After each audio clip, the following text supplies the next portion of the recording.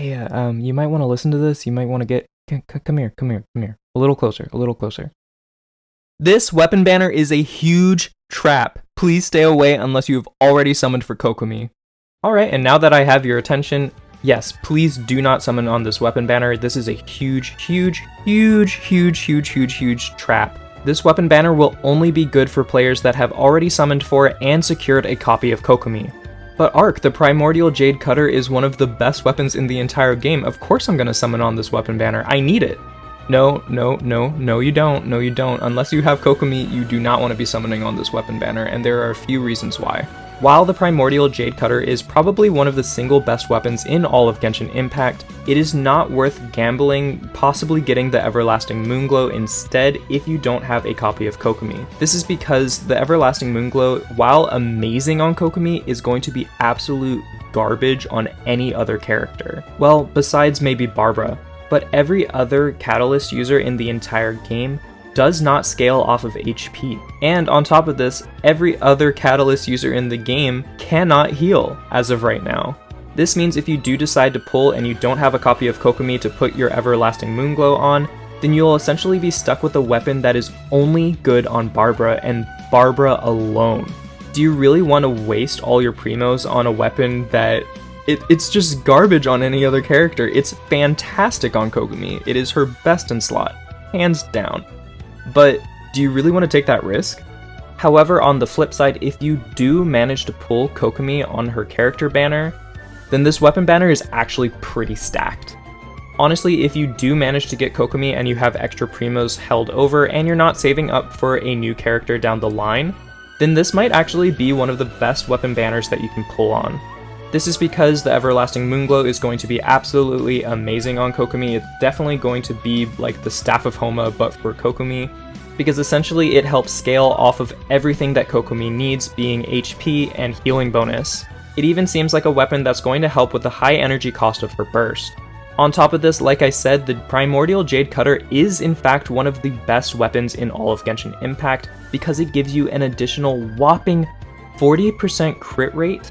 Like, do you understand just how crazy that stat boost is? 40%? 40%? Sometimes you can only get that with all of your artifacts combined. So as you can imagine, by adding that extra 40% crit rate from the Primordial Jade Cutter onto your build, you can get pretty dang close to 100% crit rate. On top of this, it also has pretty good 4-star weapons. The Favonius weapons are always good for supports, but honestly, it's probably the Dragon's Bane and the Stringless that are probably the main contenders for why you should pull for 4 stars on this weapon banner. Dragon's Bane at high refinements is actually extremely good for characters like Xiangling and Hu Tao, while the Stringless still remains one of the absolute best in slot weapons 4-star wise for Venti and Fischl. The only kind of stinky weapon on this weapon banner is probably the Flute. It's not a bad weapon, it's just not great. So that would probably be your lowest priority. But again, even though all of these weapons are actually pretty good on average, it's still kind of hard to recommend weapon banners in general because sometimes if you're not lucky, it can take up to 3 times of Breaking Pity to get the 5-star weapon that you actually want. So if you do end up deciding to pull on this banner, just know that you've been warned, and I hope that it goes well for you if you do, but most players should probably just stay away from this one. As for the Kokomi banner itself, it's actually kinda pog.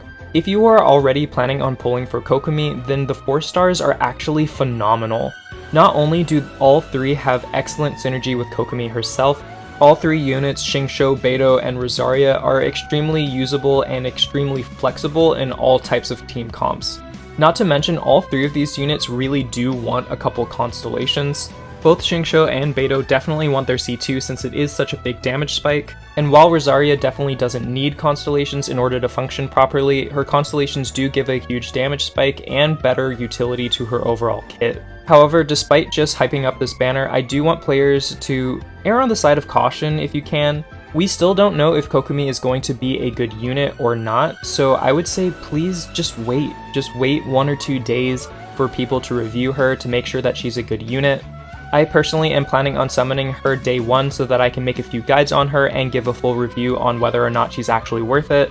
I completely understand people that have been waiting for her for a long time, really wanting to summon straight away, but it's usually best just to let content creators kind of work things out and see if she's actually worth it or not so that you can make a more informed decision.